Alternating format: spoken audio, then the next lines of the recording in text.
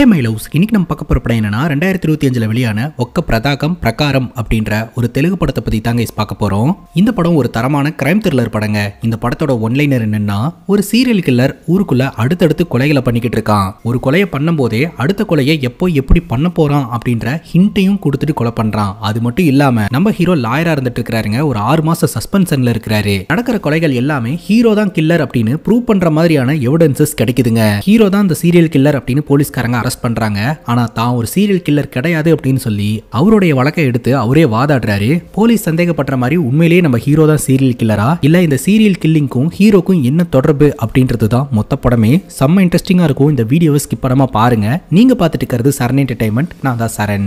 வாங்க வீடியோக்குள்ள போலாம். படத்தோட ஸ்டார்டிங் சீன்ல கோர்ட்ல ஒரு வழக்கு ஒன்று நடந்துட்டு இருக்கிற மாதிரி காட்டுறாங்க. அந்த வழக்கை நம்ம ஹீரோவும் அப்புறம் லாயர் சந்திரபாபு அப்படின்றவங்களும் தான் வாதாடிக்கிட்டு இருக்காங்க.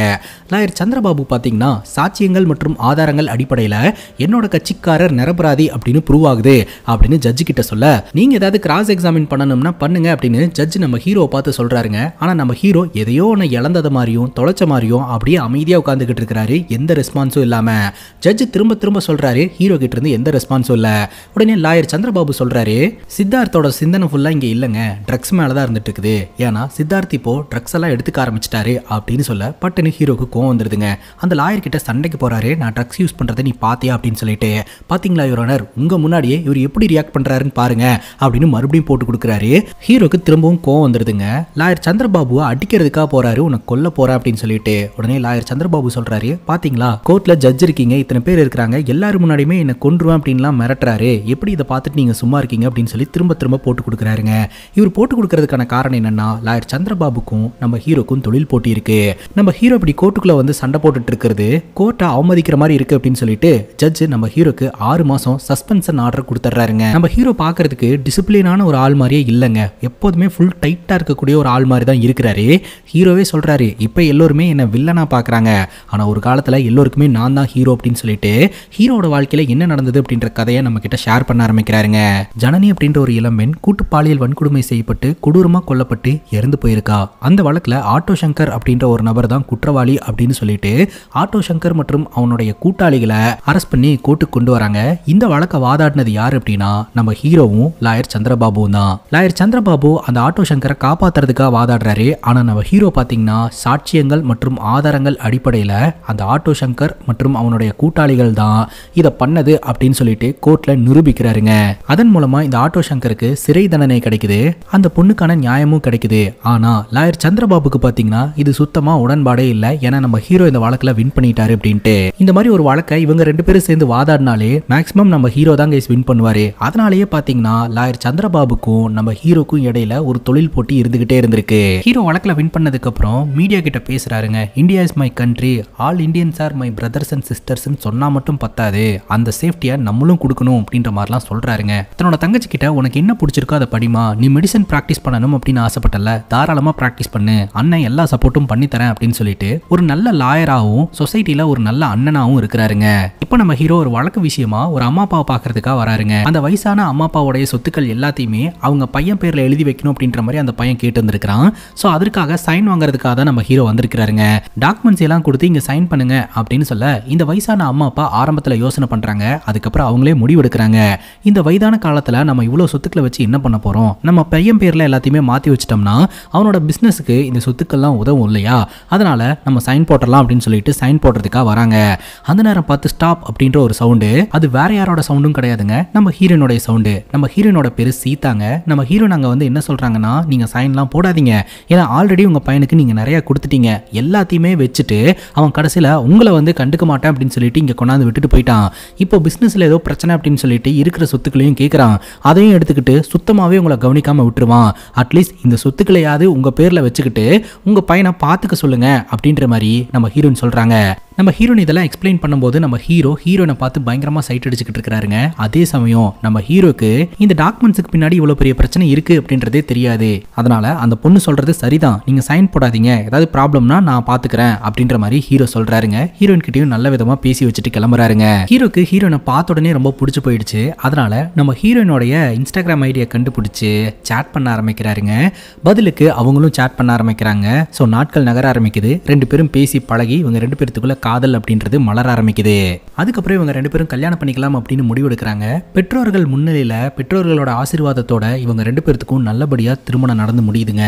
அங்க கட் பண்ணா பிரசன்ட் சிச்சுவேஷன். ஒரு அருமையான வாழ்க்கை நம்ம ஹீரோக்கு அமைஞ்சிருக்கு. சந்தோஷமா வாழ்றது போட்டு ஏன் இப்படி டிப்ரெஷன்ல சுத்திக்கிட்டு இருக்காரு, எதையோ இழந்தது மாதிரியே தெரிஞ்சுக்கிட்டு இருக்காரு, ட்ரக்ஸ் எல்லாம் எடுக்கிறாரு அப்படின்னு பார்த்தா அதற்கான காரணம் இப்போதைக்கு நமக்கு தெரியலங்க.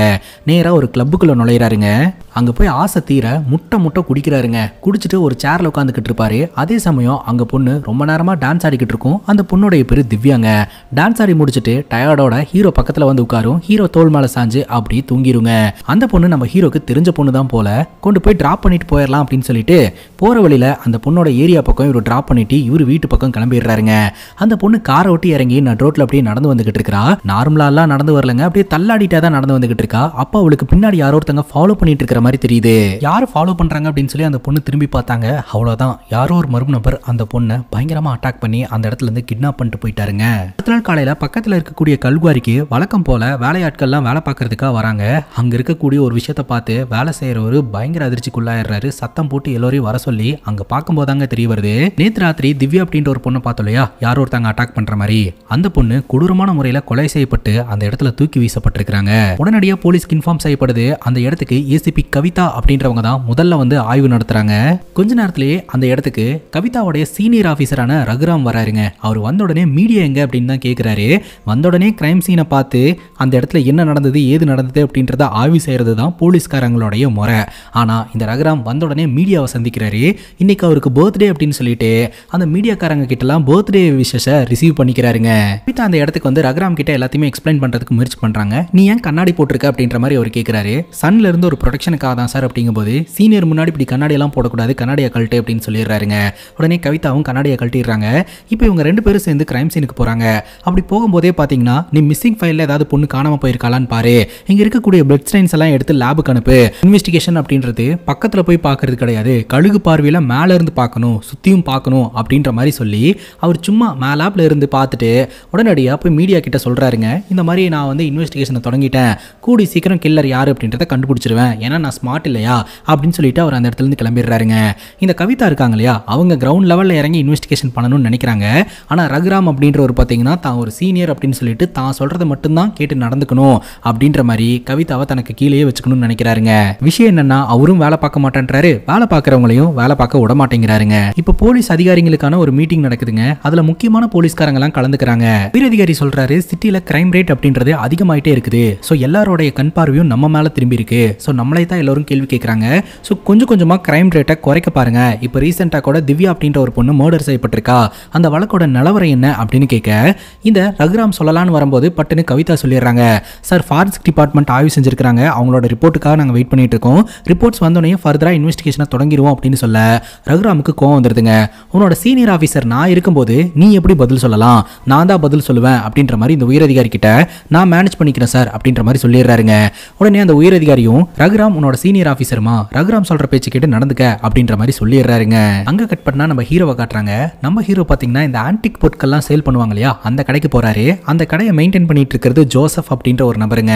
அந்த நபர் சொல்றாரு, ஏதோ மெடிசனுக்காக ட்ரக் வேணும்னு கேட்டேன்னு நான் கொடுத்தேன், இப்போ அந்த ட்ரக்கை எடுத்து இப்படி அடிக்ட் ஆயிட்ட, உன்னை பார்க்கவே எனக்கு கஷ்டமா இருக்கு அப்படின்ற மாதிரி சொல்றாரு.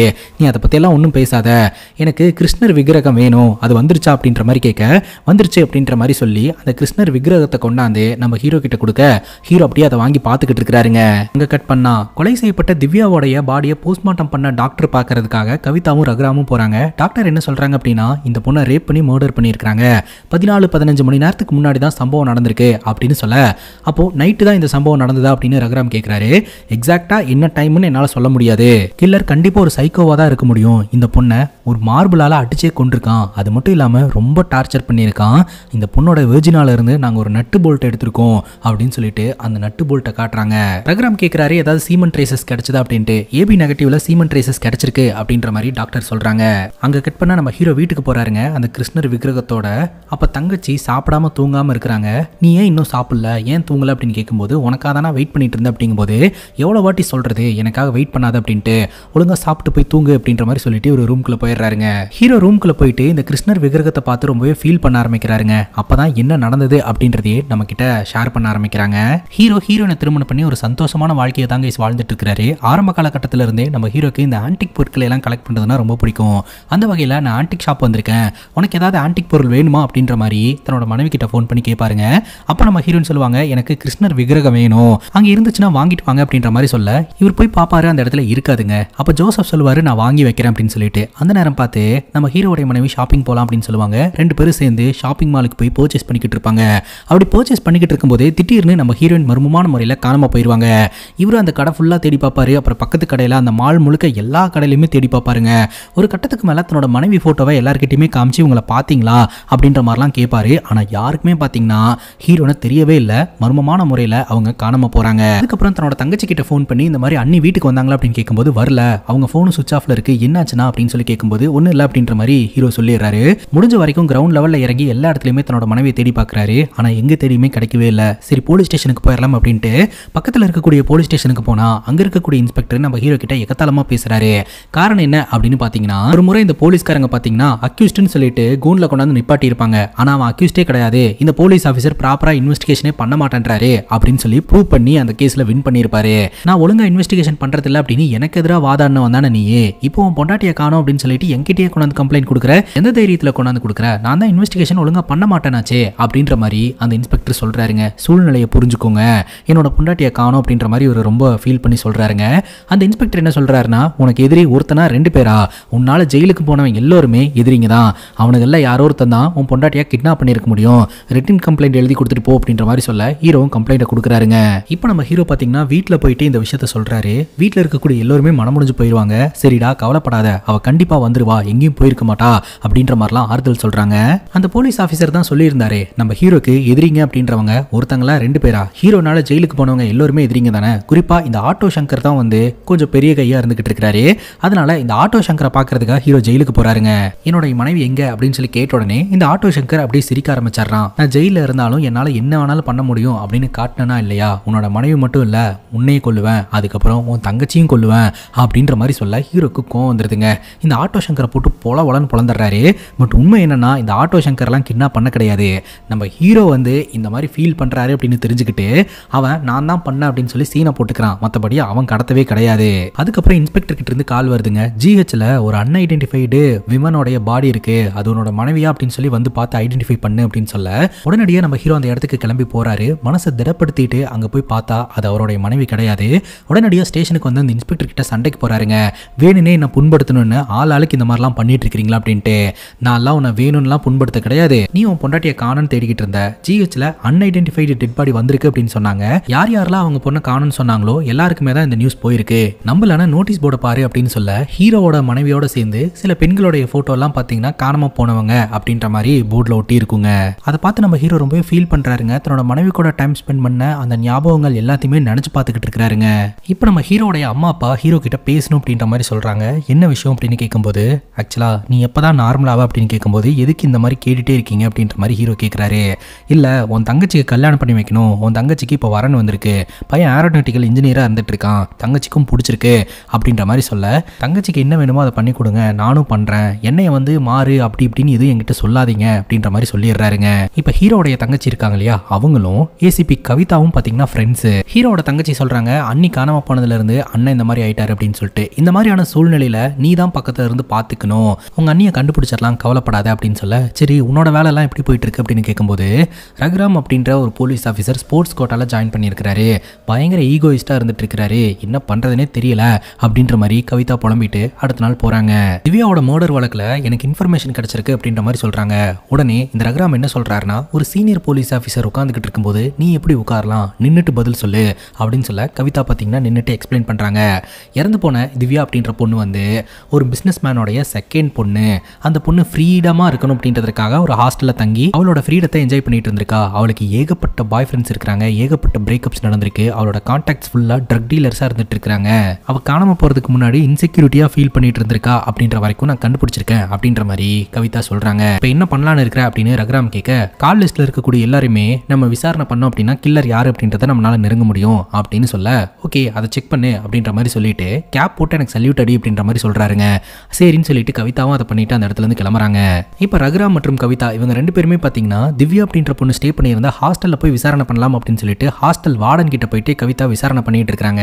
ஆனா ஹாஸ்டல் வார்டனுக்கு பார்த்தீங்கன்னா எதுவுமே தெரியலங்க, பொண்ணுங்களாம் ஆன் டைமுக்கு வந்துருவாங்க அப்படின்ற மாதிரி தான் சொல்லிட்டு இருக்காங்க. உடனே ரகுராம் சொல்றாங்க, உன்னோட இன்வெஸ்டிகேஷன் ஸ்டைலே நல்லா இல்ல அப்படின்னு சொல்லிட்டு அங்க நின்றுட்டு இருக்கக்கூடிய செக்யூரிட்டியை கூப்பிட்டு, நீ தான் ட்ரக் டீலரா, எல்லாருக்கும் ட்ரக் எல்லாம் சப்ளை பண்ணிட்டு இருக்கியா அப்படின்னு சொல்லிட்டு ரகுராம் பயங்கரமா மிரட்ட ஆரம்பிக்கிறாருங்க. அப்போ இந்த ரகுராம் கிட்ட செக்யூரிட்டி சொல்றாரு, நான்லாம் ட்ரக் எல்லாம் சப்ளை பண்றது இல்ல சார், ஆக்சுவலா அந்த பொண்ணு லேட்டா தான் வரும், யார்கிட்டயும் சொல்லக்கூடாதுன்னு சொல்லிட்டு எனக்கு பணம் கொடுக்கும் அப்படின்னு சொல்ல, சரி அந்த பொண்ணு தனியா வருமா இல்ல யாராவது கொண்டு வந்து டிராப் பண்ணுவாங்களா அப்படின்னு கேட்கும்போது, ஒரு பையன் வந்து டிராப் பண்ணுவான் சார் அப்படின்ற மாதிரி சொல்ல, அந்த பையனோட டீட்டெயில் தெரியுமா அப்படிங்கும்போது, தெரியும் சார் அப்படின்னு சொல்லிட்டு இந்த செக்யூரிட்டி சொல்லிடுறாரு. உடனே ரகுராம் நம்ம கவிதா கிட்ட இன்வெஸ்டிகேஷனா இப்படி இருக்கணும் அப்படின்னு சொல்லிட்டு உடனடியாக அந்த பையனை தேடி போக ஆரம்பிக்கிறாங்க. அந்த பையனோட பேரு தினேஷுங்க. தினேஷ் இருக்கக்கூடிய இடத்துக்கு போனோடனே தினேஷ் பயந்து பயங்கரமா ஓட ஆரம்பிக்கிறான். அவனை சேஸ் பண்ணிட்டு போயிட்டு இந்த போலீஸ் ஆஃபீஸர் அரெஸ்ட் பண்றாருங்க. இன்ட்ரோகேஷன் ரூம்ல உட்கார வச்சு தினேஷ் கிட்ட நம்ம கவிதா கேள்விகளை கேட்க ஆரம்பிக்கிறாங்க. அப்ப இந்த தினேஷ் என்ன சொல்றானா, எனக்கும் திவ்யாக்கும் இடையில பிரேக்கப் ஆயிடுச்சு, பிரேக்கப் ஆகிறதுக்கு முன்னாடி வரைக்கும் நான் தான் கொண்டு போய் டிராப் பண்ணிட்டு இருந்தேன், பிரேக்கப் ஆனதுக்கு அப்புறம் நான் அவளை மீட் பண்ணவே கிடையாது அப்படின்ற மாதிரி சொல்ல, அப்படியா மறுபடியும் அவ ஏதாவது ரிலேஷன்ஷிப்ல இருக்கிறாளா அப்படின்னு கேட்கும்போது, இருக்கலாம், ஏன்னா கிளப்ல அடிக்கடி ஒரு பையன் கூட நான் பார்த்தேன், அந்த பையன் தான் கொண்டு போய் டிராப் பண்ணுவான் அப்படின்ற மாதிரி சொல்ல, அந்த நபரை பார்த்தா உன்னால அடையாளம் காட்ட முடியுமா அப்படின்னு கேட்கும்போது, காட்ட முடியும் அப்படின்ற மாதிரி இந்த தினேஷ் சொல்றான். மற்றபடி திவ்யாவோட மர்டருக்கும் அவனுக்கும் எந்த ஒரு தொடர்புமே கிடையாது அப்படின்ற மாதிரி தான் சொல்றான். அப்ப நம்ம கவிதா ரகுராம் கிட்ட போயிட்டு இந்த விஷயத்தை எக்ஸ்பிளைன் பண்றாங்க. ஆக்சுவலா தினேஷ் கில்லரே கிடையாது அப்படின்ட்டு. நீ எப்படி தினேஷை பார்த்த உடனே கில்லர் கிடையாதுன்னு சொல்லலாம் அப்படிங்கும்போது, தினேஷ் ஒரு கோலை சார், கில்லர் வந்து கொடூரமாக டார்ச்சர் பண்ணி அந்த பொண்ணை கொலை பண்ணியிருக்கான், அந்த அளவுக்கு தினேஷ்க்கு தைரியம் கிடையாது.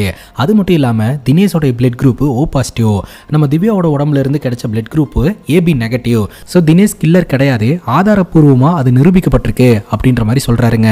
அதுக்கப்புறம் இந்த திவ்யா யாருக்கோடலாம் கடைசியாக கான்டாக்ட்ல இருந்திருக்காங்களோ அவங்களுடைய பிளட் எல்லாம் செக் பண்ணி பார்க்கலாம் அப்படின்னு சொல்லிட்டு இந்த ரகுராம் ஆர்டர் கொடுக்குறாருங்க. கவிதா அந்த இடத்த விட்டு கிளம்புறாங்க. சீனியருக்கு சல்யூட் அடிக்கணும்னு உனக்கு தெரியாதா, சீனியருக்கு ரெஸ்பெக்ட் கொடுக்கணும், சல்யூட் அடி அப்படின்னு சொல்ல, சரின்னு சொல்லிட்டு நம்ம கவிதாவும் சல்யூட் அடிச்சுட்டு அந்த இடத்துல இருந்து போறாங்க. அங்க கட் பண்ணா நம்ம ஹீரோவோட தங்கச்சியை பொண்ணு பார்க்கறதுக்காக மாப்பிள்ளை வீட்டுக்காரங்களா வந்திருக்காங்க.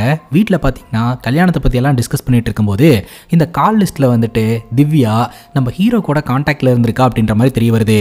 உடனடியாக நம்ம ஹீரோவை ஸ்டேஷனுக்கு வர சொல்றாங்க.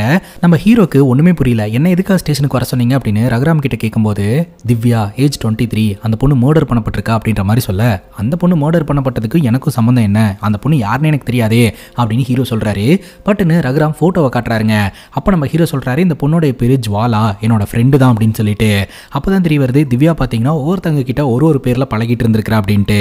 சரி, கடைசியா ஜுவாலா என்கின்ற திவ்யாவை எப்ப பார்த்த அப்படின்னு கேட்கும்போது, அன்னைக்கு ராத்திரி கிளப்புக்கு போனேன், பார்த்தேன், நான் தான் அவளுடைய ஹாஸ்டல் பக்கம் டிராப் பண்ணிட்டு போனேன் அப்படின்ற மாதிரி ஹீரோ சொல்றாருங்க. அவர் சொன்ன டேட் அண்ட் டைம்ல தான் வந்து திவ்யா கடத்தப்பட்டு கொல்லப்பட்டிருக்கா அப்படின்றது தெரிய வருது. அது மட்டும் இல்லாம திவ்யாவோட போன்ல இவங்க ரெண்டு பேரும் செல்ஃபி எடுத்ததற்கான போட்டோவும் இருக்குதுங்க. இதெல்லாம் வச்சு நம்ம ஹீரோ தான் கில்லர் அப்படின்ற மாதிரி இந்த ரகுராம் அப்படின்ற போலீஸ் ஆஃபீஸர் பேச ஆரம்பிக்கிறாருங்க. அதுக்கு நம்ம ஹீரோ என்ன சொல்றாருன்னா, நான் ஒரு பப்ளிக் ப்ராசிக்யூட்டர், என்னை இப்படி எல்லாம் டீல் பண்ணவே கூடாது, ஸோ இதுக்கு கண்டிப்பா உங்களுக்கு தண்டனை கிடைக்கும் அப்படின்ற மாதிரி சொல்ல, நீ பப்ளிக் ப்ராசிக்யூட்டர்னு எனக்கு தெரியும், 6 மாசம் சஸ்பென்ஷன்ல இருக்கேன்னு எனக்கு தெரியும், சஸ்பென்ஷன்ல இருக்கிறவனா விசாரிக்கலாம், எந்த பிரச்சனையும் கிடையாது அப்படின்ற மாதிரி ரகுராம் சொல்றாருங்க. அதுக்கப்புறம் நம்ம ஹீரோ ஒரு இடத்துக்கு கூட்டு போறாருங்க. பார்த்தா அந்த இடத்துல தினேஷ் இருக்கான். தினேஷை பார்த்து இவன் யாருன்னு தெரியுமா அப்படின்ற மாதிரி கேட்க, தினேஷா எனக்கு யாருனே தெரியாது அப்படின்ற மாதிரி ஹீரோ சொல்றாரு. ஆனால் தினேஷ் என்ன சொல்றாருன்னா, எனக்கு இவனை தெரியும், இவன் தான் திவ்யாவை கொண்டாந்து ஹாஸ்டலில் ட்ராப் பண்ணிட்டு போவான் அப்படின்னு சொல்ல, உடனடியாக நம்ம ஹீரோவை அரெஸ்ட் பண்ண சொல்லிடுறாருங்க இந்த ரகுராம். ஹீரோ தான் கில்லர் அப்படின்னு சொல்லிட்டு மீடியா எல்லாம் பார்த்தீங்கன்னா சூழ்ந்த வண்ணம் இருக்கிறாங்க. ஹீரோவை எல்லோரும் கில்லர்னு கில்லரா பார்க்க ஆரம்பிக்கிறாங்க. தன்னோட மனைவி காணாம போன இந்த விஷயத்துல மனமுடிஞ்சு போன நம்ம ஹீரோக்கு அடுத்து இது ஒரு இடியா வந்து விழுதுங்க. இப்போ ஹீரோடைய வழக்கு கோர்ட்டுக்கு வருது. ஹீரோக்கு எதிராக பார்த்தீங்கன்னா லாயர் சந்திரபாபு அப்படின்ற ஒரு வாதாடுறாரு. ஹீரோக்கு ஆதரவா யார் வாதாட போறா அப்படின்னு கேட்கும்போது ஹீரோ வந்து ஜட்ஜ் கிட்ட நானே வாதாடிக்கிறேன் அப்படின்ற மாதிரி சொல்லிடுறாருங்க. லாயர் சந்திரபாபு என்ன சொல்றாரு அப்படின்னா, இவரு ட்ரக் அடிக்ட் ஆயிட்டாரு, அதனால அடிக்கடி கிளப்புக்கு பப்புக்கெல்லாம் போயிட்டு வரத வழக்கமா வச்சிருக்காரு. அந்த வகையில அங்கதான் திவ்யாவை முறையா மீட் பண்ணிருக்காரு.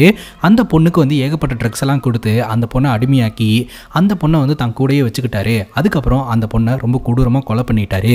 அந்த பொண்ணோட உடம்புல இருந்து பிளட் சாம்பிள் எடுத்துருக்கிறோம். அந்த பிளட் சாம்பிளும் நம்ம ஹீரோவோட பிளட் சாம்பிளும் சேமா இருக்கு. அது மட்டும் இல்லாம அந்த பொண்ணு சாவறதுக்கு முன்னாடி யார் யார் கூட எல்லாம் கான்டாக்ட்ல இருந்தா அப்படின்னு செக் பண்ணி பார்க்கும்போது கான்டாக்ட்ல வந்து இவரும் இருந்திருக்கிறாரு அப்படின்ற மாதிரிலாம் சந்திரபாபு சொல்றாருங்க. தினேஷ் அப்படின்ற பையனுக்கும் இந்த பொண்ணுக்கும் பிரேக்கப் ஆயிருக்கு. அதுக்கப்புறம் இவங்க 2 பேரும் ரிலேஷன்ஷிப்ல இருந்திருக்காங்க அப்படின்னு தினேஷ் கூட பார்த்திருக்கான் அப்படின்னு சொல்லிட்டு விட்னஸா பாத்தீங்கன்னா தினேஷையும் கோன்ல ஏத்தி சொல்றாங்க.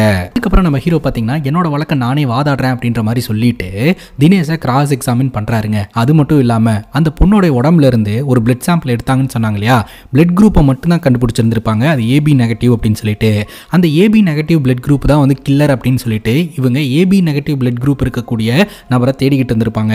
ஹீரோடைய பிளட் குரூப்பும் ஏபி நெகட்டிவ் அப்படிங்கும்போது ஹீரோ தான் கில்லர் அப்படின்னு சொல்லிட்டு இவங்க ஃபிக்ஸ் பண்ணியிருந்திருப்பாங்க. ஏபி நெகட்டிவ் அப்படின்றது எனக்கு கில்லருக்கு மேபி இந்த கோர்ட்ல இருக்கக்கூடிய எல்லாருக்குமே கூட இருக்கலாம், ஏன் இந்த லாயருக்கு கூட இருக்கலாம் அப்படின்ற மாதிரி ஹீரோ சொல்றாருங்க. இவங்க ப்ராப்பர் எவிடன்ஸ் இல்லாம நான் தான் கில்லர் அப்படின்ற மாதிரி சும்மா பிளட் குரூப்பை வச்சு மட்டும் சொல்லிக்கிட்டு இருக்காங்க. அது மட்டும் இல்லாம அந்த பொண்ணோடைய கான்டாக்ட்ல ஏகப்பட்ட பசங்களுடைய நம்பர்ஸ் இருந்திருக்கு. அப்படி இருக்கும்போது ஸ்பெசிஃபிக்கா என்ன மட்டும் டார்கெட் பண்ணணும் அப்படின்றதுக்கான காரணம் என்ன அப்படின்ற மாதிரி ஹீரோ சரமாரியான கேள்விகளை முன்வைக்கிறாருங்க. அது மட்டும் இல்லாம கொலை செய்யப்பட்ட டைமை கால்குலேட் பண்ணி பார்க்கும்போது அந்த டைம்ல நம்ம ஹீரோ வீட்டில் இருந்திருக்கிறாருங்க. அங்கிருந்து கிளம்பி வந்து இந்த பொண்ணை கிட்னாப் பண்ணி 35 கிலோமீட்டருக்கு அந்த பக்கம் போய் ரேப் பண்ணி கொலை பண்றதுக்கெல்லாம் இவ்வளோ டைம் எடுக்காது. நீங்க எப்படி ப்ராக்டிக்கலா யோசிக்காம நான் தான் கில்லர் அப்படின்ற மாதிரி சொல்றீங்க? அது மட்டும் இல்லாம நீங்க கொடுத்த எவிடன்ஸ்க்கு சயின்டிஃபிக்கல் ப்ரூஃப் அப்படின்னு சொல்லிட்டு ஒண்ணுமே கிடையாது அப்படின்ற மாதிரி ஹீரோ சொல்றாருங்க. இதை வச்சு பார்க்கும்போது போலீஸ்காரங்க இந்த வழக்கை ப்ராப்பரா இன்வெஸ்டிகேஷன் பண்ணவே இல்லை அப்படின்றது நம்ம ஜட்ஜுக்கு தெரிய வருது. அதனால ஜட்ஜ் என்ன சொல்றாங்கன்னா போதுமான ஆதாரம் மற்றும் சாட்சியம் இல்லாதனால ஹீரோ கில்லர் அப்படின்றத ஒத்துக்க முடியாது, ஹீரோ நிரபராதி அப்படின்ற மாதிரி சொல்லிடுறாங்க. அது மட்டும் இல்லாம அடுத்து யார் கில்லர் அப்படின்னு சொல்லிட்டு கோர்ட்டுக்கு கூட்டு வராங்களோ ப்ராப்பர் டிஎன்ஏ டெஸ்ட் ப்ராப்பர் எவிடன்ஸோட வரணும் அப்படின்ற மாதிரி போலீஸ்க்கு வார்னிங்கும் கொடுக்குறாங்க. இப்போ நம்ம ஹீரோ நேரா லாயர் சந்திரபாபுவோட சேம்பருக்கு போயிட்டு எப்படா உன்னால வந்து நான் அந்த பொண்ணுக்கு ட்ரக்ஸ் கொடுத்து அடிமையாகணும்னு சொல்ல முடிஞ்சது, எந்த ஒரு எவிடன்ஸுமே இல்லாம தேவையில்லாம என்னோட லைன்ல குறுக்கிடாத அப்படின்ற மாதிரி சொல்ல, உன் பொண்டாட்டி கூட காணாம போயிட்டா இல்லையா, உன் பொண்டாட்டியை கூட நீ தான் கொலை பண்ணிருப்ப, கூடி சீக்கிரம் உன்னை ஜெயிலுக்கு அனுப்புறனா இல்லையான்னு பாரு அப்படின்னு லாயர் சந்திரபாபு ஹீரோவை பார்த்து சொல்ல ஹீரோ சொல்றாரு, நான் என் பொண்டாட்டி எதுக்குடா கொலை பண்ணணும் அப்படின்னு சொல்லிட்டு நீ இந்த மாதிரி அடிக்கடி என்னோட லைன்ல குறுக்கிட்டு இருந்தேன்னா உன் குடும்பத்தையே கொலை பண்ணிடுவோம் பாத்துக்க அப்படின்ற மாதிரி சொல்லி மிரட்டிட்டு அந்த இடத்த விட்டு ஹீரோ கிளம்பிடுறாருங்க. இப்போ உயரதிகாரியை மீட் பண்றதுக்காக ரகுராம் மற்றும் கவிதா போறாங்க. அப்ப அங்க இருக்கக்கூடிய உயரதிகாரி ரகுராமை பிடிச்சி திட்டுறாரு, நீ என்ன வேலை பார்த்துட்டு இருக்க, உனக்கு எப்படி ஒரு கேஸ் ஹேண்டில் பண்ணணும்னு கூட தெரியாதா, இனிமேல் இந்த வழக்கை நீ ஹேண்டில் பண்ண தேவையில்ல, கவிதாவே இந்த வழக்கை ஹேண்டில் பண்ணட்டும் அப்படின்ற மாதிரி இந்த கேஸை கவிதா கிட்ட கொடுத்துட்றாங்க. கவிதா சந்தோஷப்படுறாங்க. ரகுராம் டென்ஷனாக அந்த இடத்துல இருந்து கிளம்புறாருங்க.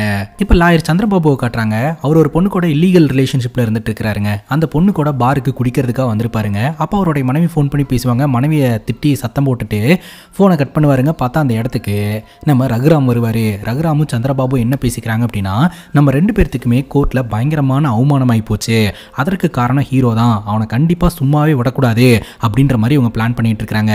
அங்க கட் பண்ணா லாயர் சந்திரபாபுவோட வீட்டை காட்டுறாங்க. யாரோ ஒருத்தங்க போய் கதவை தட்டுறாங்க. சந்திரபாபுவோட மனைவி கதவை திறந்த உடனே பயங்கரமா யாரோ ஒருத்தங்க அட்டாக் பண்றாங்க. அவ்வளவுதாங்க, மர்மமான முறையில் லாயர் சந்திரபாபுவோட மனைவி காணாம போறாங்க. கட் பண்ணா போலீஸ் ஆஃபீஸர் கவிதாக்கு பாத்தீங்கன்னா இன்ஃபர்மேஷன் வருது, ஒரு விவசாய நிலத்துல டிராக்டருக்குள்ள ஒரு பெண்ணுடைய டெட் பாடி கிடக்குது அப்படின்னு சொல்லிட்டு உடனடியாக அந்த இடத்துக்கு வராங்க. ஸோ டெட் பாடி மற்றும் அந்த டெட் பாடி சுத்தி இருக்கக்கூடிய எல்லா விஷயத்தையுமே எடுத்து பார்த்து ஆய்வு செஞ்சுக்கிட்டு இருக்காங்க. கொலை செய்யப்பட்டது லாயர் சந்திரபாபுவோட மனைவி தான் அப்படின்றது கன்ஃபார்ம் பண்ணப்படுதுங்க. பார்த்தா ஒரு விஷப்பூச்சி ஒன்று செத்து கிடக்குது. அந்த விஷப்பூச்சியை வச்சும் கொலை பண்ணியிருக்கலாம் அப்படின்னு சொல்லிட்டு அந்த பூச்சியை பாக்கெட்டுக்குள்ள கவிதா எடுத்து வச்சுக்கிறாங்க. இப்போ மீடியா கிட்ட உயரதிகாரி பேசுறாங்க. மீடியாக்காரங்க என்ன கேட்குறாங்கன்னா, இதுக்கு முன்னாடி இறந்து போன திவ்யா அப்படின்ற பொண்ணோட கொலை வழக்குக்கும் இப்போ செத்து கிடக்கிற லாயர் சந்திரபாபுவோட மனைவியோட கொலை வழக்குக்கும் தொடர்பு இருக்கா அப்படின்ட்டு இன்வெஸ்டிகேஷன் நடந்துட்டு இருக்கு. இப்போ கிளியரா எங்களால் எதுவும் சொல்ல முடியாது, சீக்கிரமா கில்லரை பிடிச்சிருவோம் அப்படின்ற மாதிரி எல்லார்ட்டையுமே உயரதிகாரி சொல்லிடுறாருங்க. இப்போ சித்தார்த்தை மீட் பண்றதுக்காக கவிதா வராங்க. அப்போ சித்தார்த் பார்த்தீங்கன்னா அப்படியே போதையிலேயே படுத்து கிடப்பாரு. சித்தார்த்தை எழுப்பி நீ எங்க இருந்தா என்ன பண்ணிட்டு இருந்த அப்படின்ற மாதிரி கேட்டுட்டு, லாயர் சந்திரபாபுவோட மனைவியை நீ தானே கொலை பண்ணன, கிரைம் சீன்ல இருந்து உன்னோட வேலட்டை நான் எடுத்திருக்கேன் அப்படின்னு காட்ட சித்தார்த் பயங்கர ஷாக் ஆகுறாருங்க. கோர்ட்ல நீ தான் வந்து நிரபராதி அப்படின்னு ப்ரூவ் பண்ணலாம், ஆனா நாங்க ஒன்றும் முட்டாள் கிடையாது, அது எல்லாத்தையும் பார்த்துட்டு இருக்கிறது, கூடி சீக்கிரம் நான் உன்னை பிடிப்பேன் அப்படின்ற மாதிரி சொல்லிட்டு அந்த இடத்துல இருந்து கவிதா கிளம்புறாங்க. இதுக்கு முன்னாடி நடந்த கொலை வழக்குலையும் சரி, இப்போ நடந்த கொலை சம்பவத்திலையும் சரி, நம்ம ஹீரோக்கு தொடர்பான எவிடன்ஸ் எல்லாமே கிரைம் சீன்ல இருக்குதுங்க. ஒவ்வொரு கொலையிலையும் நம்ம ஹீரோ தான் கில்லர் அப்படின்னு ப்ரூவ் பண்ற மாதிரியே கில்லர் இந்த கொலை சம்பவங்களை பண்ணிட்டு இருக்கான். ஒருவேளை நம்ம ஹீரோ தான் இந்த கொலைகளை பண்ணிட்டு இருக்கிறாரா அப்படின்னு நமக்கும் டவுட் இருக்கு. இப்போ கவிதா லாயர் சந்திரபாபுவை மீட் பண்ணி உங்களுக்கும் இந்த ரிலேஷன்ஷிப் எந்த மாதிரி அப்படின்னு கேட்கும்போது, நாங்கள் எப்போதுமே ஹாப்பியாக தான் இருப்போம் அப்படின்ற மாதிரி போய் சொல்லிக்கிட்டு இருக்கிறாருங்க. அவங்க 2 பேருக்குள்ள ரிலேஷன்ஷிப் சரியாகவே இல்லை. சரி உங்களுக்கு எனிமீஸ் யாராவது இருக்காங்களா அப்படின்னு கேட்கும்போது நான் எல்லாத்திட்டையுமே ஃப்ரெண்ட்லியாக தான் இருப்பேன், எனக்கு எனிமீஸே யாரும் கிடையாது அப்படின்ற மாதிரி சொல்ல, சரி ஏதாவது ஃபர்தர் என்கொயரினா நீங்கள் கண்டிப்பாக வரணும் அப்படின்னு சொல்லிட்டு அந்த இடத்துல இருந்து கவிதா கிளம்பிடுறாங்க. இப்போ லாயர் சந்திரபாபு ரகுராம் கிட்ட போயிட்டு என் பொண்டாட்டி உயிரோடு இருக்கும்போது தான் எனக்கு நிம்மதி இல்லை, இப்போ செத்ததுக்கு அப்புறமும் கவிதா மூலமாக என்னை பயங்கரமாக டார்ச்சர் பண்ணிக்கிட்டு இருக்கா அப்படின்ற மாதிரி சொல்லிக்கிட்டு இருக்கிறாருங்க. நான் விடமாட்டேன், ப்ரெஸ் முன்னாடியும் கோர்ட் முன்னாடியும் எனக்கு பயங்கர அவமானம் ஆயிடுச்சு, அதை எல்லாத்தையுமே நான் திரும்ப எடுத்துப்பேன் அப்படின்ற மாதிரி இந்த ரகுராம் சொல்லிக்கிட்டு இருக்கிறாருங்க. இப்போ நம்ம ஹீரோ ஃபாரன்சிக் டிபார்ட்மெண்ட்ல இருக்கக்கூடிய அவரோட மாமாவை போய் மீட் பண்றாருங்க. மாமா கிட்ட நடந்த எல்லா விஷயத்தையுமே சொல்றாருங்க. திவ்யா மற்றும் ஸ்வேதா அப்படின்ற 2 பெண்கள் கொல்லப்பட்டிருக்காங்க. கொலை நடந்த இடத்துல என்னுடைய வேலட் வந்து கிடைச்சிருக்கு அப்படின்னு சொல்லிட்டு நான் தான் கில்லர் அப்படின்னு போலீஸ்காரங்க என் மேல சந்தேகப்படுறாங்க. ஆனா நான் கில்லர் கிடையாது, உண்மையான கில்லர் வெளியில சுதந்திரமா சுத்திக்கிட்டு இருக்கான், அது யாரு அப்படின்றத நானே இன்வெஸ்டிகேஷன் பண்ணி கண்டுபிடிக்கலான்னு இருக்கிறேன் அப்படின்ற மாதிரி சொல்லி உதவி கேட்கிறாருங்க.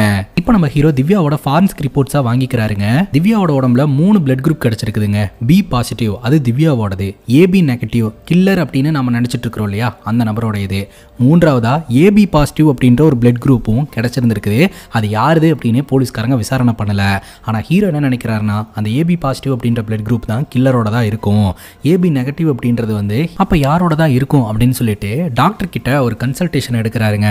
யூஸ்வலா வந்து நம்ம உடம்புல இருக்கக்கூடிய பிளட் குரூப்பும் சீமன் டெஸ்ட்ல வர பிளட் குரூப்பும் சேஞ்ச் ஆகிறதுக்கு வாய்ப்பு இருக்கா அப்படின்ட்டு, ரேரஸ்ட் கேஸ்ல சேஞ்ச் ஆகிறதுக்கு வாய்ப்பு இருக்கு அப்படின்ற மாதிரி டாக்டர் சொல்றாங்க.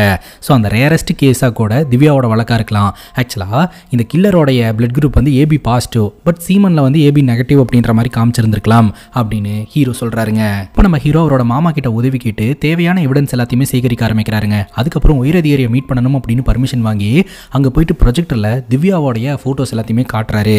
திவ்யாவை நான் டிராப் பண்ணிட்டு போனதுக்கு அப்புறம் என்ன நடந்தது அப்படின்றத நான் கிரைம் சீன்ல போயிட்டு இன்வெஸ்டிகேஷன் நடத்தினேன், அந்த இன்வெஸ்டிகேஷன்ல எனக்கு பல உண்மைகள் தெரிய வந்தது அப்படின்னு சொல்லிட்டு எல்லாத்தையும் எக்ஸ்பிளைன் பண்றாருங்க. திவ்யாவோட கிரைம் சீனுக்கு போகும்போது அந்த இடத்துல பாத்தீங்கன்னா தானியங்கள்லாம் கலந்துருக்குதுங்க. இந்த குவாரிக்கும் தானியங்களுக்கும் எந்த சம்பந்தமே இல்லை அப்படின்னு சொல்லிட்டு அந்த இடத்த கம்ப்ளீட்டா ஆய்வு செஞ்சிருந்திருக்காரு. அப்ப பாத்தீங்கன்னா அந்த இடத்துல இந்த வக்கைப்புல்லுங்கெல்லாம் கடந்திருக்குது. இங்க பக்கத்துல விவசாய நிலமே இல்லை, அப்படி இருக்கும்போது இந்த இடத்துல எப்படி அந்த தானியங்கள்லாம் இருக்கும் அப்படின்னு சொல்லிட்டு ஹீரோ யோசனை பண்ணியிருக்கிறாரு. பார்த்தா அங்க இருக்கக்கூடிய பாறையில பிளட்ல சி அப்படின்ற மாதிரியான ஒரு மார்க் போடப்பட்டிருந்ததையும் திவ்யாவோட உடம்புலையும் சி அப்படின்ற மார்க் போடப்பட்டிருந்ததையும் ஹீரோ கவனிப்பாருங்க. அதை போட்டோ எடுத்து வச்சுப்பாரு. அதுக்கப்புறம் தான் யோசனை பண்ணதன் மூலமா ஹீரோ ஒரு விஷயத்தை கண்டுபிடிச்சிருக்கிறாரு. கில்லர் பார்த்தீங்கன்னா அடுத்த கொலையை எங்க வச்சு பண்ண போறேன் அப்படின்ற ஹிண்ட்டை அவனுடைய முதல் கொலையிலேயே கொடுக்குறான் அப்படின்றது தெரிய வந்திருக்குது. ரெண்டாவது கொலை அவன் ஆல்ரெடி மென்ஷன் பண்ண மாதிரியே அந்த தானியங்கள்லாம் உற்பத்தி பண்ணக்கூடிய அந்த விவசாய நிலத்துல தான் பார்த்தீங்கன்னா நடந்திருக்கும். இப்போ ஹீரோ அந்த இடத்துக்கும் போய் இன்வெஸ்டிகேஷன் நடத்தியிருக்கிறாரு. அந்த இன்வெஸ்டிகேஷன்ல பார்த்தீங்கன்னா பி அப்படின்ற ஒரு லெட்டர் வந்து பிளட்ல மார்க் பண்ணப்பட்டிருக்கிறத ஹீரோ கவனிச்சிருந்திருக்கிறாருங்க. ஸோ கில்லர் பார்த்தீங்கன்னா ஆல்பபெட்டிக் லெட்டர் மூலமா நம்ம கிட்ட ஏதோ ஒரு விஷயத்தை கம்யூனிகேட் பண்றான் அப்படின்றதையும் ஹீரோ கண்டுபிடிச்சிருந்திருக்கிறாரு. அது மட்டும் இல்லாம திவ்யாவோட உடம்புல 3 பிளட் குரூப்ஸ் கிடைச்சிருக்குது. ஒன்னு பி பாசிட்டிவ், ரெண்டாவது ஏபி நெகட்டிவ், மூன்றாவது ஏபி பாசிட்டிவ். டாக்டர் கிட்ட கன்சல்டேஷன் எடுத்ததன் மூலமா சீமன் டெஸ்ட்ல பிளட் குரூப் சேஞ்ச் ஆகிறதுக்கு வாய்ப்பு இருக்கு அப்படின்ற மாதிரி சொல்லியிருக்காங்க. ஸோ அந்த ரேரஸ்ட் ஃபேக்டர்ல ஏபி பாசிட்டிவ் அப்படின்ற பிளட் குரூப் வந்து ஏபி நெகட்டிவ் அப்படின்னு சேஞ்ச் ஆயிருந்திருக்கலாம். மட்டும் இல்லாம 2 பெண்களையுமே கில்லர் கொடூரமா டார்ச்சர் பண்ணி தான் கொலை பண்ணியிருக்கான். முதல் கேஸ்ல வந்து அந்த நட்டு போல்டு, ரெண்டாவது கேஸ்ல அந்த விஷப்பூச்சி அப்படின்னு சொல்லிட்டு கில்லர் ஒவ்வொரு கொலையிலையும் நம்ம கிட்ட கம்யூனிகேட் பண்றதுக்கு முயற்சி பண்ணியிருக்கான் அப்படின்னு சொல்ல, எப்படி சொல்றீங்க அப்படின்னு கேட்கும்போது சேலஞ்ச் வைக்கிறான் சார் அப்படின்ற மாதிரி ஹீரோ சொல்றாருங்க. அது மட்டும் இல்லாம திவ்யாவோட உடம்புல இருந்து கிடைச்ச அந்த நட்டு போல்ட்ல பிடிஆர் அப்படின்னு மென்ஷன் ஆயிருந்துச்சு. பிடிஆர் அப்படின்றது வந்து இந்த ஊருடைய பேரு. ஸோ அந்த ஊருக்குள்ள தான் இந்த கொலைகள் நடக்க போகுது அப்படின்றத கில்லர் நம்ம கிட்ட இன்ஃபார்ம் பண்ணியிருக்கான். அது மட்டும் இல்லாம திவ்யாவோட கொலை நடந்து 10 நாளுக்கு அப்புறம் தான் ஸ்வேதாவோட கொலை நடந்தது. இப்போ ஸ்வேதாவோட கொலை நடந்து 10 நாளைக்கு மேல ஆயிடுச்சு. ஸோ கண்டிப்பா கில்லர் கொலையை பண்ணியிருப்பான் அப்படின்ற மாதிரி ஹீரோ சொல்றாருங்க. கவிதா என்னை அரெஸ்ட் பண்ணணும் அப்படின்னு சொல்லிட்டு சின்சியரா ட்ரை பண்ணிக்கிட்டு இருக்காங்க. தயவு செஞ்சு இந்த வழக்கில் எனக்கு கொஞ்சம் உதவி செஞ்சாங்க அப்படின்னா உண்மையான கில்லரை என்னால் பிடிக்க முடியும், உதவி செய்ய சொல்லுங்க சார் அப்படின்ற மாதிரி உயர் அதிகாரி கிட்ட ஹீரோ கேட்கிறாருங்க. உயர் அதிகாரியும் பார்த்தீங்கன்னா ஹீரோ கூட கோஆபரேட் பண்ண சொல்லிடுறாங்க. இப்போ கவிதா நம்ம ஹீரோ கிட்ட கேட்குறாங்க, அடுத்த கொலையை கண்டிப்பாக கில்லர் பண்ணியிருப்பான் அப்படின்னு நீ சொல்ற, எந்த இடத்துல பண்ணியிருப்பான் உனக்கு ஏதாவது தெரியுமா அப்படின்னு கேட்கும்போது, ஸ்வேதாவோட கிரைம் சீனில் மல்டிபிள் கலரில் இருக்கக்கூடிய த்ரெட்ஸை நான் பார்த்தேன். ஒவ்வொரு கொலையும் 40 கிலோமீட்டர் டிஸ்டன்ஸில் வச்சு தான் நடந்திருக்குது. ஸோ அந்த கிரைம் சீன்ல இருந்து 40 கிலோமீட்டர் டிஸ்டன்ஸில் ஒரு மில் இருக்குது. அங்கே இந்த மல்டிபிள் கலர் த்ரெட் எல்லாம் இருக்கும். மேபி கில்லர் அங்கே வச்சு தான் கொலை பண்ணுறதுக்கான பிளானை போட்டிருக்கலாம் அப்படின்னு சொல்லிட்டு அந்த இடத்துக்கு இவங்க போயிட்டு இருக்காங்க. நினச்ச மாதிரியே இவங்க 2 பேரும் அந்த மில்லை ரீச் பண்ணுறாங்க. அந்த மில்லுக்குள்ளே பார்த்தீங்கன்னா ஒரு சின்ன கூண்டு மாதிரி இருக்குது. அங்கே ஏதோ ஒரு விஷயம் இருக்கிற மாதிரி இருக்குது. என்னன்னு போய் பார்த்தா அந்த இடத்துல ஹீரோடைய லைசன்ஸ் ஃபோட்டோவோட இருக்குதுங்க. ஸோ கில்லர் நம்ம ஹீரோ ஃப்ரேம் பண்ணுறதுக்காக இதை பண்ணியிருக்கான் அப்படின்றத ஹீரோ கவிதா கிட்ட சொல்கிறாரு. பார்த்தா அங்கே ஒரு ஃப்ரிட்ஜ் இருக்குதுங்க. அந்த ஃப்ரிட்ஜ் ஓப்பன் பண்ணி பார்த்தா உள்ள ஒரு பெண்ணோடைய டெட் பாடி இருக்கு. அந்த பெண்ணோடைய நெத்தியில் ஐ அப்படின்ற மாதிரியான ஒரு ஆல்பபெட்டிக் லெட்டர் இருக்குதுங்க. கவிதா சொல்கிறாங்க, நான் இப்படி ஒரு சைக்கோ பார்த்ததே கிடையாது அப்படின்னு சொல்லிட்டு. இப்போ நம்ம ஹீரோ பார்த்தீங்கன்னா அந்த லெட்டர்ஸ் எல்லாத்தையுமே சேர்த்து வச்சு பார்க்குறாரு. ஐபிசி அப்படின்ற மாதிரியான ஒரு வேர்டு வருதுங்க. அதே சமயம் கில்லர் பார்த்தீங்கன்னா 3வது கொலையில் காட்ஃபாதர் போஸ்டரை வச்சுட்டு போயிருந்திருப்பான். கில்லர் இந்த காட்ஃபாதர் போஸ்டர் மூலமாக ஏதோ ஒரு விஷயத்த நம்ம கிட்ட கம்யூனிகேட் பண்ண வரான் அப்படின்னு சொல்லிட்டு அது என்ன சீன் அப்படின்னு சொல்லிட்டு ஹீரோ யோசனை பண்ணி பார்க்குறாருங்க. அதெல்லாம் வச்சு பார்க்கும்போது கில்லருக்கு கோர்ட்டில் ஏதோ ஒரு அநீதி நடந்திருக்குது. அந்த அநீதிக்கு பழி வாங்குறதுக்காக இதை பண்ணலாம் அப்படின்ற மாதிரி ஹீரோ கண்டுபிடிக்கிறாருங்க. இப்போ ரகுராம் கவிதாவை கூப்பிட்டு வச்சு பயங்கரமாக திட்டுறாங்க. சித்தார்த்து கூட சேர்ந்து நீ ஒரு கேஸை இன்வெஸ்டிகேஷன் பண்ணிட்டு இருக்கியா? நீ எப்படி ஒரு சஸ்பெண்ட் ஆன ஒரு லாயர் கூட சேர்ந்து இன்வெஸ்டிகேஷன் நடத்தலாம் அப்படின்னு சொல்ல, சார் உயர் அதிகாரி ஆர்டர் போட்டாரு, நான் அதை ஃபாலோ பண்ணுறேன் அவ்வளோதான் அப்படின்ற மாதிரி சொல்ல, சரி கிளம்பு அப்படின்ற மாதிரி சொல்ல, உடனே நம்ம கவிதா கிளம்புறாங்க. சல்யூட் அடிச்சுட்டு போ, அதுவும் கேப் போட்டு சல்யூட் அடிச்சுட்டு போ அப்படின்னு சொல்ல, அதுக்கு தகுதியான ஆள் நீங்கள் கிடையவே கிடையாது அப்படின்னு சொல்லிட்டு கவிதா அங்கிருந்து போயிடுவாங்க. இப்போ கில்லர் 3வது கொலையில் 4வது கொலைக்கான க்ளூவையும் கொடுத்து அந்த கொலையுமே வந்து கச்சிதமாக பண்ணி முடிச்சுட்டாங்க. அதுக்கப்புறம் தான் 4வது கொலை இந்த இடத்துல நடந்திருக்கு அப்படின்றதையே இவங்க கண்டுபிடிச்சு அந்த இடத்துக்கு போகிறாங்க. அங்கே போனால் ஒரு சில வேர்டிங்ஸ் பார்த்தீங்கன்னா ஹீரோக்கு க்ளூவாக கிடைக்குது. இது வரைக்கும் கிரைம் சீனில் கிடைச்ச லெட்டர்ஸ் நம்பர்ஸ் எல்லாத்தையுமே பார்த்தீங்கன்னா ஆர்கனைஸ் பண்ணி பார்க்குறாரு. அப்படி பார்த்ததுல ஒரு கேஸ் ஃபைலோடைய நம்பர் வந்து தெரிய வருதுங்க. அந்த கேஸ் ஃபைலை நான் தான் ஹேண்டில் பண்ணேன் அப்படின்ற மாதிரி சொல்லிட்டு இவரோட கேஸ் ஃபைல்ஸ் எல்லாம் எடுத்து பார்க்குறாரு. பார்த்தா அந்த நம்பர் கேஸ் ஹீரோ கையில் இருக்குது. அப்போதான் கில்லர் யாரு அப்படின்ற விஷயமே நம்ம ஹீரோக்கு தெரிய வருதுங்க. ஒரு கேஸ் விஷயமா டிஸ்கஸ் பண்ணுறதுக்காக ஒரு அபார்ட்மெண்ட்டுக்கு போயிருந்திருப்பாருங்க. அந்த அபார்ட்மெண்ட்டில் அஜய் அப்படின்ற ஒருத்தன் வாழ்ந்துகிட்டு இருந்திருக்கிறான். அந்த அஜய் அப்படின்ற நபருக்கு பார்த்தீங்கன்னா சிறுமிகளை பார்த்தா தவறான எண்ணங்கள் வருங்க. ஸோ அந்த மாதிரியான கேரக்டர் கொண்டவன். அந்த வகையில் அந்த அபார்ட்மெண்ட்டில் விளையாடிட்டு இருந்த சின்ன பொண்ணை காணோம் அப்படின்னு சொல்லிட்டு அவங்க அம்மா எல்லா இடத்துலையுமே தேடிக்கிட்டு இருப்பாங்க. ஹீரோ கேஸ் ஃபைலோட அந்த அபார்ட்மெண்ட்டுக்குள்ள நுழையும் போது அந்த வீட்டுக்குள்ள ஏதோ ஒன்று சம்திங் ராங் அப்படின்ற மாதிரி ஹீரோக்கு தோணும். ஏன்னா அந்த வீட்டோடைய டோருக்கு வெளியில அந்த பொண்ணு விளையாடிட்டு இருந்த டாய்ஸ் இருக்கும். உடனே நம்ம ஹீரோ டோர் ஓப்பன் பண்ணிட்டு உள்ள போயிடுவாருங்க. உள்ள போய் பார்த்தா அந்த சிறுமி கிட்ட அஜய் தப்பா நடந்துகிட்டு இருப்பான். கட்டுப்பான நம்ம ஹீரோ பார்த்தீங்கன்னா அஜயை போட்டு பொலவலான்னு பொழந்து வெளியில கொண்டாந்து விட்டு அந்த அபார்ட்மெண்ட்ல இருக்கிறவங்களை எல்லாம் அடிக்க வச்சு உன்ன மாதிரி ஆட்கள்லாம் வந்து சொசைட்டில இருக்கவே கூடாது அப்படின்னு சொல்லிட்டு ஸ்டேஷனுக்கு கூட்டிட்டு போயிட்டாருங்க. இவர் மேல கேஸ் போட்டு தண்டனையை வாங்கி கொடுத்துட்டாரு. இவனுக்கு இப்படி ஒரு தண்டனையை வாங்கி தந்ததுனால பழி வாங்குறதுக்காக கிரைம் சீன்ல எல்லாம் வந்து ஹீரோ சம்பந்தப்பட்ட எவிடன்ஸ் எல்லாம் போட்டு ஹீரோ ஃப்ரேம் பண்ண பார்க்கறான் அப்படின்ற மாதிரி ஹீரோ கண்டுபிடிக்கிறாருங்க. இப்போ இந்த அஜய் அப்படின்றவனை தேடி போக ஆரம்பிக்கிறாங்க. இப்போ அஜயை தேடி போகும்போது தான் ஒரு தாறுமாறான ட்விஸ்ட். அஜயோட அம்மா அப்பா சொல்றாங்க அஜய் வந்து அவமானம் தாங்க முடியாம தற்கொலை பண்ணி இறந்து போயிட்டான் அப்படின்னு சொல்லிட்டு. அஜய் உயிரோடவே இல்லை அப்படிங்கும்போது அப்ப யார் இந்த கொலைகளை பண்ணிக்கிட்டு இருக்கா? இது வரைக்கும் கிடைச்ச எவிடன்ஸ் க்ளூஸ் எல்லாம் வச்சு பார்க்கும்போது இந்த கேஸ் ஃபைலுக்காக தான் இந்த கொலைகள் நடக்குது அப்படின்ற மாதிரி தான் வந்து மீன் பண்ணுது. அப்படி இருக்கும்போது சம்பந்தப்பட்டவனே செத்து போயிட்டானா அப்ப யார் இதெல்லாம் பண்றா அப்படின்னு ஹீரோக்கு பயங்கர குழப்பமா இருக்குதுங்க. அது மட்டும் இல்லாம ஹீரோவும் கவிதாவும் சேர்ந்து இன்வெஸ்டிகேஷன் பண்ணிட்டு இருக்காங்கன்ற விஷயம் மீடியாவுக்கு தெரிய வந்து மீடியா இதை கவர் பண்ணியிருக்காங்க. இதன் மூலமா டிபார்ட்மெண்ட்டுக்கு ஹீரோ மேல பயங்கர கோவம் வந்திருக்குங்க. கவிதா மேலையும் கோவம் வந்திருக்கு. அதனால இனிமேல் வந்து டிபார்ட்மெண்ட்ல ஹெல்ப் கிடையாது அப்படின்ற மாதிரி சொல்லி அமுச்சுட்டுருவாங்க. இப்போ நம்ம ஹீரோ பார்த்தீங்கன்னா செத்துப்போன அஜயோட சோஷியல் மீடியா அக்கௌண்ட் இருக்கு இல்லையா, அதை ஹேக் பண்ணி இன்வெஸ்டிகேஷன் நடத்திருக்கிறாருங்க. அந்த இன்வெஸ்டிகேஷன்ல அஜய் பார்த்தீங்கன்னா உபைத் அப்படின்ற ஒரு நபர் கூட கான்டாக்ட்ல இருந்திருக்கிறாரு அப்படின்றது தெரிய வந்திருக்கு. அந்த உபைத் அப்படின்றவர் யார் அப்படின்னு சொல்லி செக் பண்ணி பார்க்கும்போது உபைத் வந்து 2 வருஷமா காணாம போயிட்டாரு அப்படின்ற தகவலும் தெரிய வந்திருக்குதுங்க. உபைத் அப்படின்ற நபர் காணாம போறதுக்கு முன்னாடி எங்க ஸ்டே பண்ணாரு அப்படின்னு சொல்லிட்டு அந்த இடத்துக்கெல்லாம் போய் ஹீரோ இன்வெஸ்டிகேஷன் நடத்துறாருங்க. அந்த இன்வெஸ்டிகேஷன்ல திடுக்கிட்டும் பல உண்மைகள் வெளியில வருதுங்க. ஆக்சுவலா இந்த அஜய் வந்து சாகிறதுக்கு முன்னாடி ஃபேஸ்புக்ல ஒரு குரூப் ஒன்று கிரியேட் பண்ணி இருந்திருக்கான். பிளட் டொனேட் பண்றவங்க எல்லாம் வந்து இருந்தீங்கன்னா இந்த குரூப்ல ஜாயின் பண்ணிக்கோங்க, அதுவும் பர்டிகுலரா இந்த பிளட் குரூப்ல இருக்கிறவங்க தான் இதுல ஜாயின் பண்ணிக்கங்கன்னு சொல்லிட்டு அந்த வகையில் நிறைய பேர் ஜாயின் பண்ணி இருந்திருக்காங்க. அஜயோட ஹைட் வெயிட்ல யாராவது ஜாயின் பண்ணுவாங்க அப்படின்னு சொல்லிட்டு அவங்களுக்காகவே இந்த அஜய் காத்துக்கிட்டு இருந்திருக்காருங்க. இந்த உபைத் அப்படின்றவர் கொச்சின்ல இருந்து இந்த ஊருக்கு வந்திருக்காரு அப்படின்னு சொல்லிட்டு டிராவல் டிக்கெட்ஸ் எல்லாம் வந்து நம்ம ஹீரோக்கு கிடைச்சிருக்குதுங்க. இது வரைக்கும் கிடைச்ச எவிடன்ஸ் எல்லாம் வச்சு ஹீரோ ஒரு கன்க்ளூஷனுக்கு வராருங்க. ஆக்சுவலா இந்த உபைத் அப்படின்ற ஒரு நபர் வந்து அஜயோட ஹைட் வெயிட்ல இருக்கிறதுனால உபைதை வந்து இந்த ஊருக்கு வர வச்சிருக்கிறான். அப்படி வர வச்சு உபைதை இந்த அஜய் கொலை பண்ணியிருக்கிறான் அப்படின்னு நம்ம கவிதா கிட்ட சொல்ல, உபைதை கொலை பண்றதன் மூலமா அஜய்க்கு என்ன கிடைக்க போகுது, உன்னை எப்படி அவன் ரிவெஞ்ச் எடுத்துப்பான் அப்படிங்கும்போது அதுதான் அஜயோட மாஸ்டர் பிளான்.